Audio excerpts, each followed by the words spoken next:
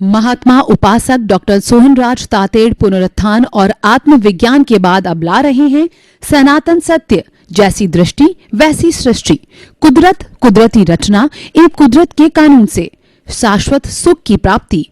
Login करें www.drsohanrajtated.com, YouTube channel doctor Sohanraj Tated, play store से download करें mobile app doctor Sohanraj Tated. ओम ह्रीं नमो अरहन्ताणम्, ओम ह्रीं नमो सिद्धाणम्, ओम ह्रीं नमो आयर्याणम्, ओम ह्रीं नमो उवज्जायाणम्, ओम ह्रीं नमो लोहे सर्वसाहुणम्, ऐसो पंच नमोकारो सर्वपावपणासनो मंगलाणं च सर्वेसिं पडमं हवै मंगलं, पडमं हवै मंगलं। ओम नमो भगवते वासुदेवाय, ओम नमः शिवाय। जय सच्चिदानंद। भाई और बहनों, मातृशक्ति को नमन। आज का हमारा बहुत सुंदर विषय अपने पराये का भेद। सबसे पहले हमको तय करना पड़ेगा कि अपना कौन है और पराया कौन है। अगर आपको ये तय करना है तो जब आपकी मुसीबत आवे तब जो सहयोग करे वह तो अपना है, और जब आपके आनंद की स्थिति हो, आपके जो पुण्योदय की स्थिति हो, तब जो लोग आपके सहयोग करते हैं वो लोग पराये होते हैं। इसीलिए कहा गया है कि friend in need is friend in deed.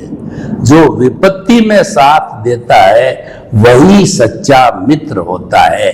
तो अब देखिए, अपने और पराये का भेद को हम दूसरे रूप में भी देखें कि जो परमानेंट चीज है वह अपना है और जो टेम्परेरी है वह पराया है।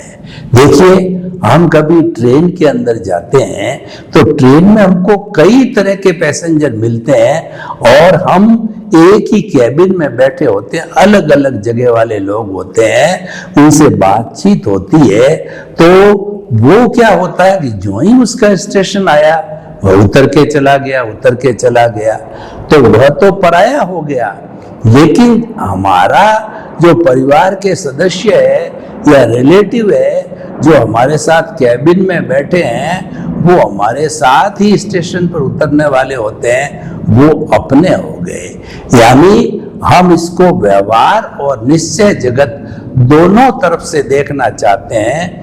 तो व्यवहार जगत के अंदर अपना पराये का अर्थ यह है कि जो आपको सहयोग करे, जो आपका सम्मान करे, जो आपके आज्ञा का पालन करे और जो आपके तालमेल में रहे, वह अपना है। और वह चाहे आपका बेटा ही क्यों न हो, आपकी अवज्ञा करता है, आपको चित्त समाधि नहीं पहुंचाता है और आपको परेशान करता है और हर तरीके से आपको दुखी करता है, तो अपना होते हुए भी पराया हो जाता है। और कई बार ऐसे मित्र होते हैं जो कि अपनों से अधिक हमारी केयर करते हैं, विपत्ति के समय, स्वास्थ्य के समय और आने जाने के समय के अंदर, और हर छोटी बड़ी चीज के अंदर हमको सहयोग देते हैं, तो वो पराये होते भी अपने हो जाते हैं। तो व्यवहार जगत के अंदर, क्योंकि हम समाज में जीते हैं, मनुष्य एक सामाजिक प्राणी है, वो समाज के बिना एक दिन भी नहीं रह सकता है। समाज ही उसको पहचान देता है, समाज ही उसको प्रतिष्ठा देता है और समाज में ही वो जो कार्य करता है उसकी प्रशंसा होती है, अच्छे कार्य की, बुरे कार्य की निंदा होती। यानी मनुष्य का मूल्यांकन करने वाला समाज होता है। तो समाज के अंदर जो हमारा सहयोग करता है, परस्पर गो जीवनाम, जो एक दूसरे का सहयोग करता है, जियो और जीने दो, अच्छी सोच वाला व्यक्ति है, जो कि आपका हित चिंतन करता है, सबका हित चिंतन करता है, तो वह आपका अपना हो गया। और जो नकारात्मक सोच वाला है और वह जो है किसी की निंदा करता है और किसी के साथ दुर्व्यवहार करता है, तो वह अपना होते हुए भी पराया हो जाता है। देखिए, जहां तक दूरी की बात होती है, मान लीजिए आपकी संतान एक आपके साथ में रहती है बिल्कुल, लेकिन वह आपकी कदर नहीं करती, वह आपका सम्मान नहीं करती, वह आपको चित समाधि नहीं पहुंचाती, तो वो तो बिल्कुल पास में बैठा है, पास में बैठा हुआ भी दूर हो गया। और एक आपका कहना चाहिए जो है संतान ऐसी है जो कि दूर बैठी है, विदेश में बैठी है, लेकिन आपकी केयर करती है, आपको आर्थिक दृष्टि से सहयोग करती है, और आपके स्वास्थ्य की बात है, पूछना ताछना, बात करना और आपसे घुल मिल जाना। तो ये जो व्यवहार जगत के अंदर अपना और पराया चलता है, ये चलेगा।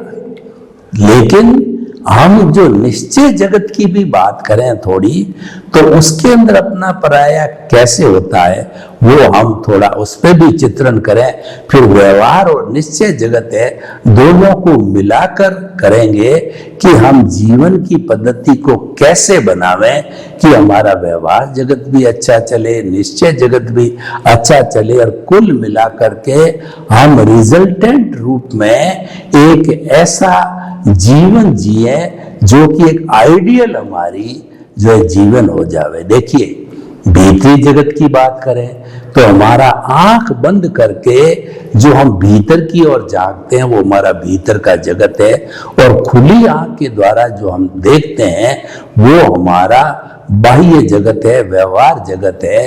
तो हमारे व्यवहार जगत में द्वंद्व होता है, क्योंकि खुली आंख में 2, 4, 5, 10 और जो है असंख्य वस्तुएं भी हो सकती है। लेकिन हमारे भीतरी जगत की हम बात करें तो भीतरी जगत के अंदर तो आप और आपका प्रभु है, वहां तो लिमिटेड चीजें हैं, क्योंकि दूसरा व्यक्ति उसमें एंट्री ले नहीं सकता। आपकी पत्नी भी है तो भी वो आपके भीतरी जगत के अंदर दस्तक नहीं दे सकती है। एक परिंदा भी भीतरी जगत के अंदर प्रवेश नहीं कर सकता है, वह तो एकदम आपका टाइट जगत प्योरली आपका होता है। यह बात अवश्य है कि वहां पे आप और आपके प्रभु होते हैं, यानी आत्मा का आत्मा से वार्तालाप होता है। मन भी है, वो भी एक प्रभु का भाग होता है। तो मन जो है वो भीतर जो प्रभु जो कि अशरीरी हो तो बोलता नहीं है, लेकिन उसकी जो भाव सत्ता है जो सारा पुरुषार्थ करती है, जिसको हम प्रतिष्ठित आत्मा कहते हैं, जिसका मन भी एक भाग होता है, तो उसके प्रतिष्ठित आत्मा से मूल आत्मा का वार्तालाप हो सकता है। जो मूल आत्मा होता है वह एकदम विशुद्ध होता है, प्योर होता है। उसको कहा जाता है कि प्योर सोल परमात्मा, और परमात्मा की चेतना वाला प्योर कहा जाता है। उसमें कोई इम्प्योरिटी नहीं होती है। वह 24 कैरेट का सोना होता है, वो 999 जो है नंबर का बिस्किट होता है सोने का। तो भाई और बहनों, ऐसी प्योर जो चीज है हमारे भीतर विराजमान है मूल रूप के अंदर, और वो अशरीरी में कुछ करती भी नहीं है, कुछ कर भी नहीं सकती क्योंकि उनके शरीर नहीं है, लेकिन उसकी प्रेजेंस के बिना कुछ होता भी नहीं है। देखिए कितनी बड़ी बात है कि वह स्वयं अक्रिया है, लेकिन उसकी हाजिरी बिना आप मुर्दे हो।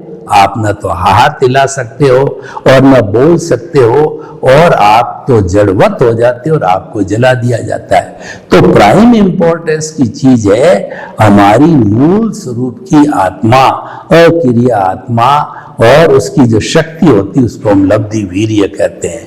तो वो तो हो गया, प्योरली अपनी चीज हो गई, क्योंकि वह भूत भविष्य वर्तमान आदि अनादि काल से हमारे साथ रहती है। एक क्षण भी ऐसा नहीं आता है कि वह हमसे अलग हो जाए। यह बात अलग है कि अभी हम परमात्मा बने नहीं, हमारा स्पष्ट वेदन हुआ नहीं है, तो सही मायने जब स्पष्ट वेदन हो जाएगा तब वो हमारी आत्मा जो है सिद्ध बुद्ध मुक्त बनेगी, यानी सिद्ध शिला में जाकर के विराजमान होकर के भगवान के रूप में वो अनंत ज्ञान, अनंत दर्शन, अनंत शक्ति, अनंत सुख का धाम होकर के और वहां हमेशा हमेशा के लिए विराजमान हो जाएगी। फिर इस 84 लाख जीवा योनि में वो कभी नहीं भटकेगी, उसको कभी भटकना नहीं पड़ेगा।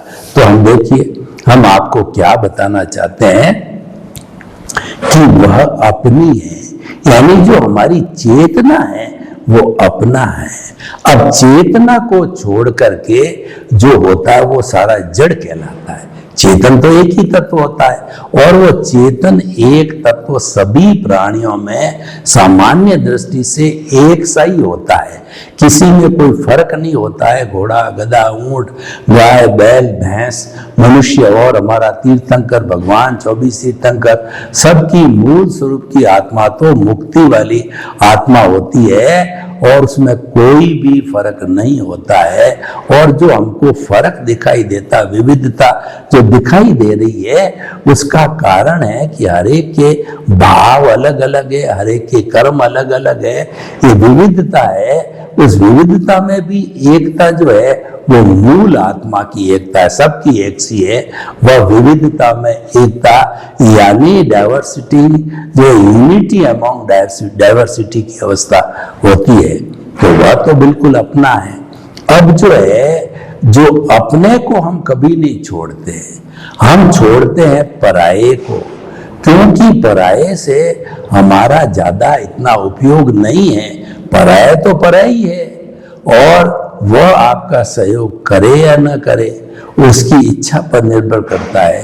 तो इसका मतलब आप उसको अपना, पराये को अपना नहीं मान सकते। पराया धन, किसी ने आपको लाख रुपए की थैली दी, भाई साहब आपके पास में संभाल के रखना, मैं जब बाहर से आऊंगा वापस ले लूंगा, वो तो पराया धन है।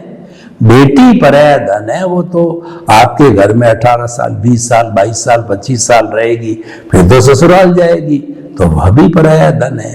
तो जो हमने किसी से गाड़ी, किसी से मांग के लाए हैं, वो पराया धन है। किसी से पैसा उधार लेके आए हैं तो वह भी पराया धन है। किराए का मकान है, वह भी पराया है। तो ये सब पराई चीजें हैं। हमारी खुद की चीज हमारे साथ में फॉरएवर रहती है और पराई चीज तो थोड़े समय के लिए उसका उपयोग किया और वह फिर चली जाती है। तो इसीलिए हम आपको ये कहना चाहते हैं, अब हम विवेचन करें कि पराया क्या है। देखिए, अपना पे तो हमने डिस्कशन कर लिया कि चेतन तत्व है वह अपना है और जड़ तत्व है वो पराया है। और ये दोनों अलग अलग रहते हैं, दोनों साथ भी रहते हैं और अलग भी। इनका जो मूल स्वरूप है उसमें तो ये शाश्वत है, लेकिन ये दोनों मिलते भी हैं। जैसे ही हमारा शरीर है तो शरीर के अंदर तो एक ये शरीर है, वह पिछले जन्म के कर्मों के भुगतान का एक साधन है। भुगतान पूरा हुआ, आयुष्य पूरा हुआ और ये शरीर को जला दिया जाएगा। इस जड़ का यही फंक्शन है, इसीलिए ये पराया है, क्योंकि ये तो हर बार नया नया आता है, इसीलिए ये पराया है।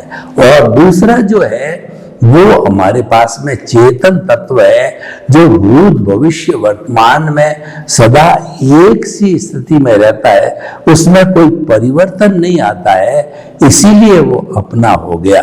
अब इसमें अपने और पराये को जो जोड़ने वाला तत्व है उसको मिश्र चेतन कहा जाता है।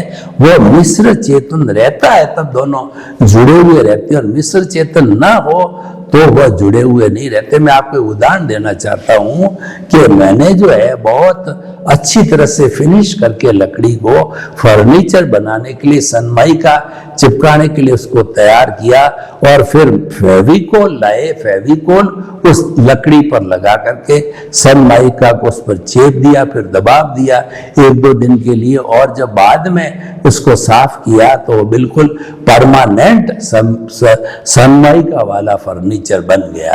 ये जुड़ाव हो गया। तो ये जुड़ाव करने वाला जो फेविकॉल है वो है अज्ञानता। ये अज्ञानता जो है अपने और पराये को मिलाती है, और इस अज्ञानता को समाप्त किया जाता है तो अपना होता है वो तो मुक्ति में चला जाता है, और पराया होता है जो कि ब्रह्मांड से आया है वो ब्रह्मांड में चला जाता है। हमारा कार्बन सती चतुस्पर्शी होता है, जो कि चतुस्पर्शी के पुद्गल है हमारे मन वचन काया वो ताण के लाते हैं, और भीतर जो हमारा जो कषाय है उसको सौंप देते हैं। तो इस तरीके से जो है ये हमारा चलता रहता है। तो हम आपको ये बताना चाहते हैं कि अपना जो होता है वह चिरस्थायी होता है, पराया होता है वो टेम्परेरी होता है। तो भीतरी जगत की बात करो, जो जड़ तत्व है जैसे मन है, बुद्धि है, अहंकार है, ये सारे जो है सूक्ष्म चीजें हैं, वो सारे जड़ पदार्थ है। चेतन तो केवल एक आत्म तत्व है। एक आत्म तत्व को छोड़ करके दुनिया का समस्त जो है वह जड़ पदार्थ है, और जो है वो आत्म तत्व जो है हमारा वह अजर अमर अविनाशी सबका एक सा है। तो मूल उसका ज्यादा है। तो हमें अपने पराये का भेद करना चाहिए। हम जो इस जीवन के अंदर जन्म लेते हैं और हमको ये कॉम्बिनेशन पता है कि ये अज्ञानता है और ये पराया है और ये अपना है, लेकिन फिर भी हम पराये को अपना मान लेते हैं और अपने को पराया मान लेते हैं।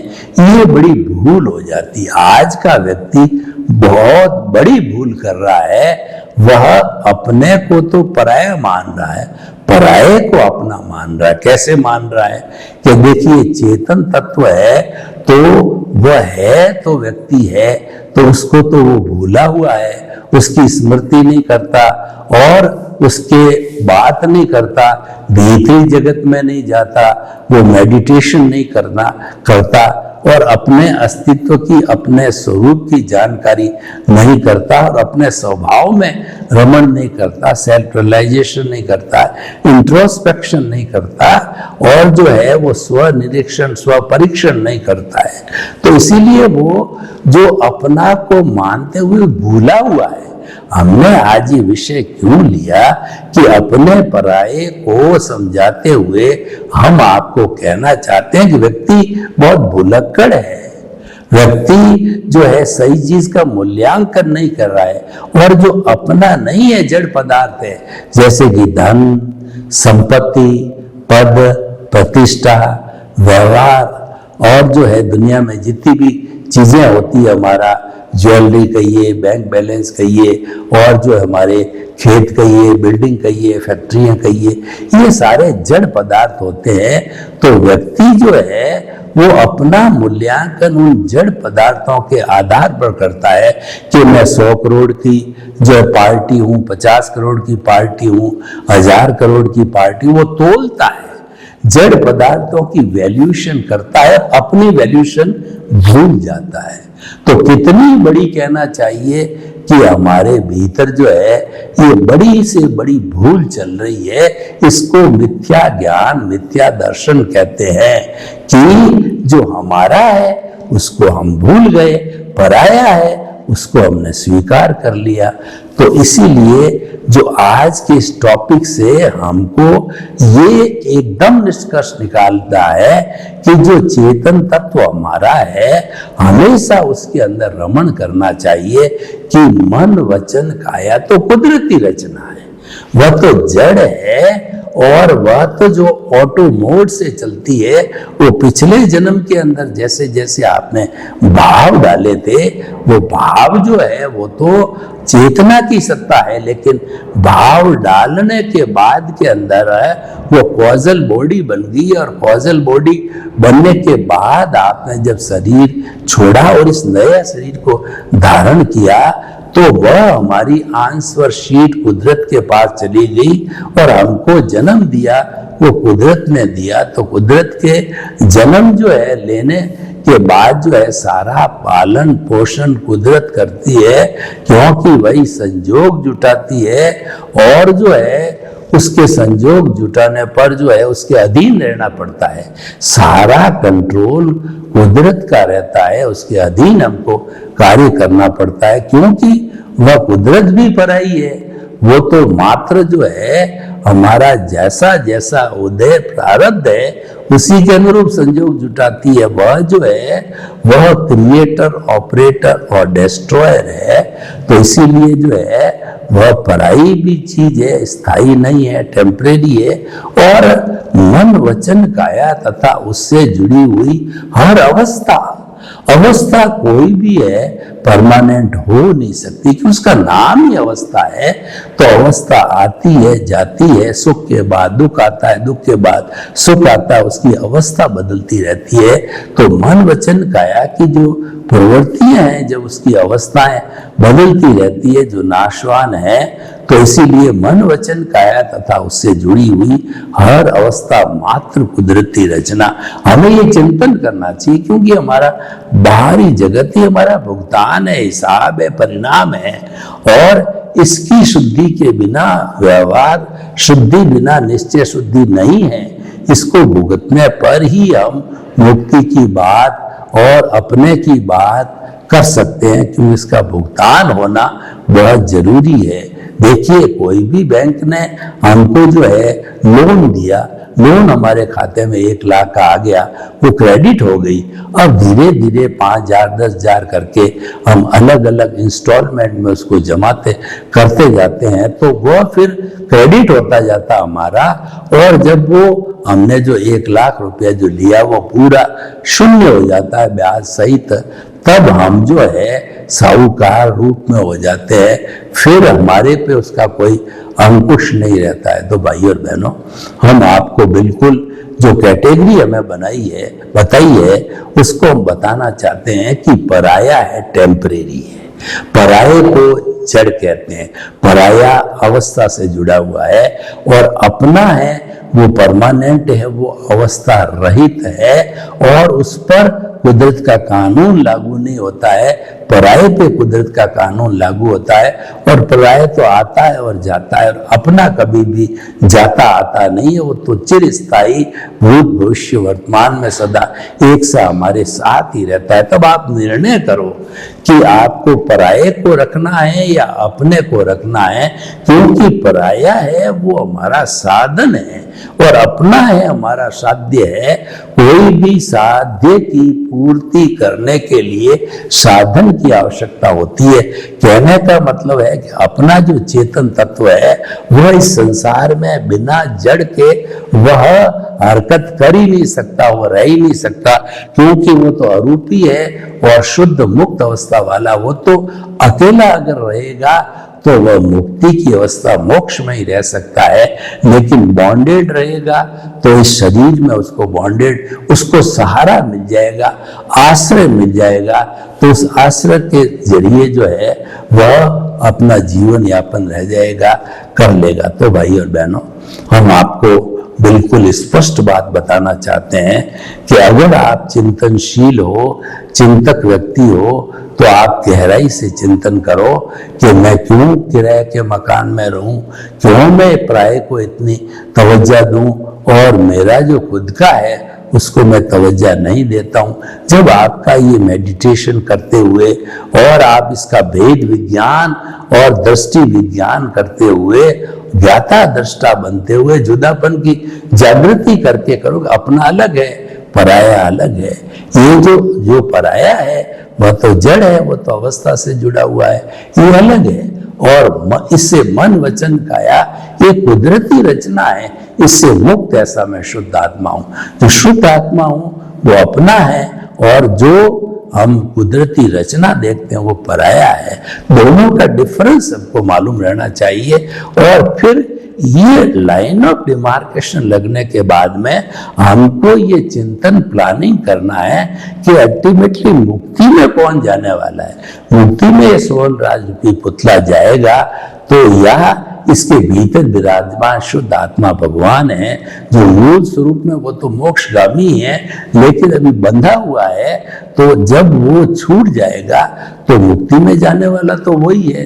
तो इसीलिए हम ये समझ पाए अपना पराये की भेद रेखा समझ पाए। ये भेद रेखा हमेशा बनाए रखनी चाहिए और उस भेद रेखा को अगर हम बना के रखेंगे तो ये जो है हमारी चीज बिल्कुल स्पष्ट हो जाएगी और हम हमेशा तवज्जो जो है अपने को देंगे, पराये को तो हम उस हिसाब से तवज्जो देंगे।